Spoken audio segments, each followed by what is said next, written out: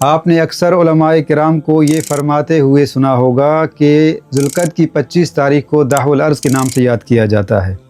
تو یہ دحو الارض کون سا دن ہے؟ اس کا تاریخی پس منظر کیا ہے؟ اس دن کی کیا فضیلت بیان ہوئی ہے اور پھر اس دن کے کون سے مخصوص اعمال ہیں؟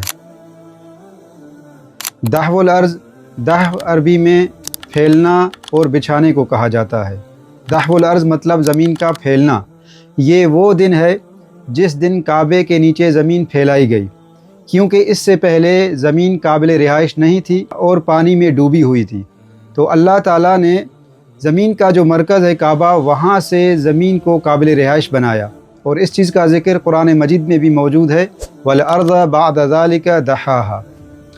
اس دن کی فضیلت کی بات کی جائے تو امام ہشتم سے منسوب ہے، مولا نے فرمایا یہ وہ دن ہے کہ جس دن نشرت فیہ الرحمت ودحیت فیہ الارض ونصب فیہ الکعبۃ وحبت فیہ آدم۔ آپ نے فرمایا یہ نزول رحمت کا دن ہے، زمین کے بچھانے کا دن ہے، اسی دن کعبے کو نصب کیا گیا اور اسی دن جناب آدم بھی اترے۔ اور اس کے علاوہ اس دن کے لیے اور بھی مناسبات کا ذکر ملتا ہے، جیسے جناب ابراہیم و جناب عیسیٰ کی ولادت کا ذکر، اور مولا رضا کا مدینے سے خراسان جانے کا ذکر بھی 25 ذوالقعدہ کو ملتا ہے۔ اور جہاں تک اس دن کے مخصوص اعمال کی بات ہے تو اس دن کے سب سے افضل اور اہم عبادات میں سے روزہ رکھنا ہے۔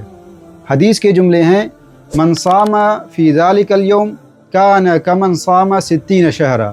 جو بھی شخص اس دن روزہ رکھے گا وہ اس شخص کی طرح ہے جس نے 60 ماہ روزہ رکھا ہو، یعنی 60 سال۔ بعض روایت میں 70 سال اور 100 سال کا بھی ذکر آیا ہے۔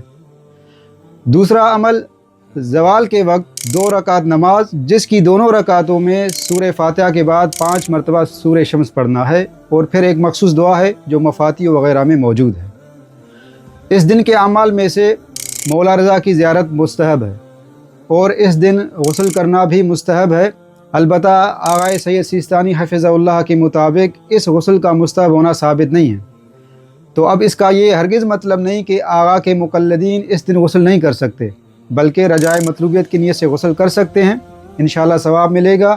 لیکن یہ والا غسل وضو سے کافی نہیں ہے، نماز اور دیگر عبادات کے لیے اس غسل کے علاوہ الگ سے وضو کرنا ضروری ہے۔